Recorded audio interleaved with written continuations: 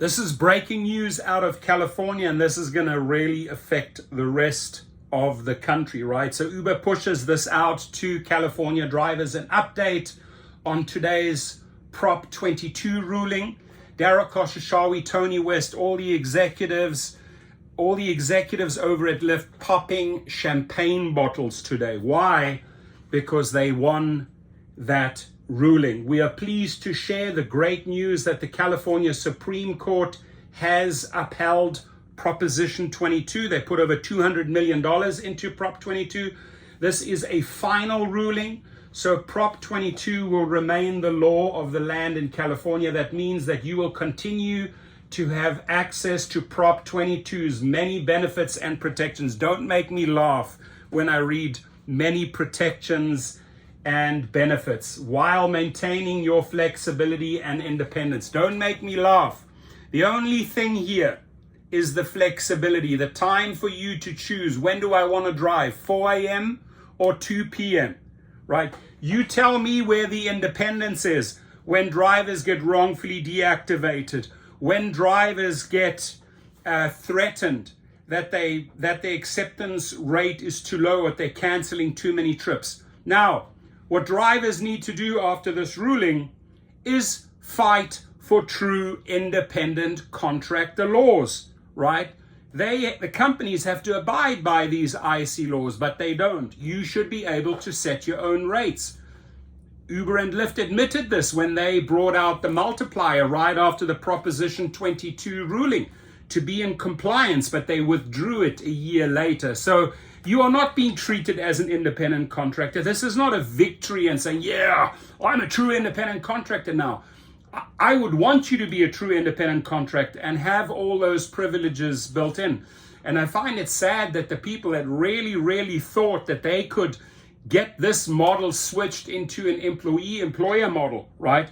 From day one, a complete waste of time. You should have pushed for a hybrid model, something in between IC and employee, right? But no, let's push this employer-employee model. Would have never have worked.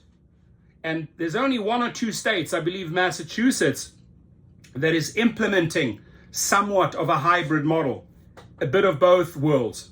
But the bigger picture here is like, you think, okay, wow, yeah, victory, I'm an independent contractor. But they're not treating you like an independent contractor. So thank you for driving and delivering with Uber. The work you do helps your cities and communities moving. Now, stocks should rise pretty heavily today and tomorrow on this news.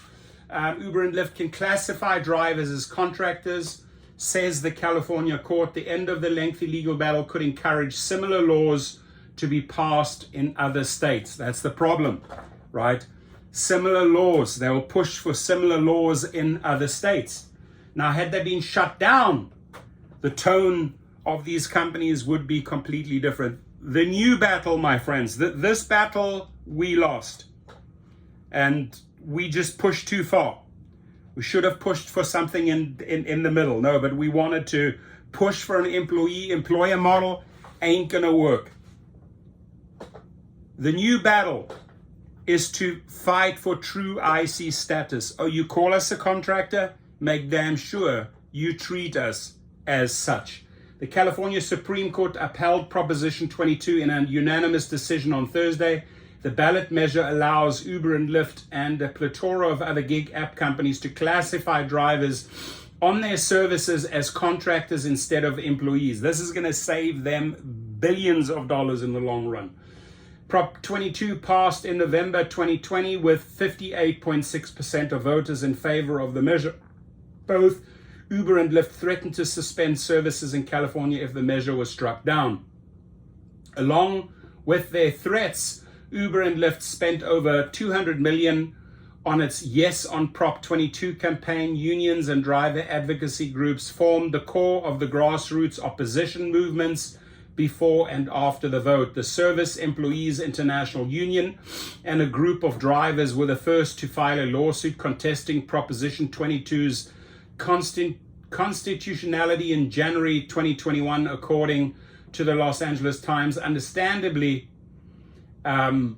drivers weren't going to accept being denied basic employment rights like minimum wage, overtime, and sick leave. The Proposition 22 case reached the state's highest court after the Superior Court of Alameda County ruled the measure was unconstitutional. Judge Frank Roche August 2021 decision centered on the initiative's requirement for a 7/8 majority to make any amendment to the law in the state legislature and its definition of amendment, including unrelated legislation. I hate to say it, my opinion, I knew this was a losing battle. This was approached wrongly by these unions and associations. They should have fought for an in-between hybrid model, but no, what they had to do is push all the way, make every single driver an employee. That backfired horribly, didn't work out.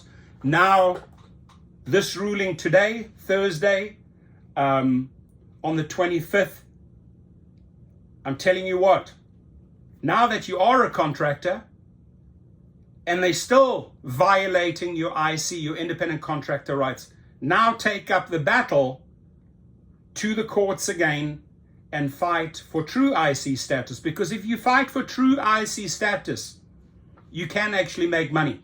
Because then you are in the driver's seat and dictate the rates depending on supply and demand.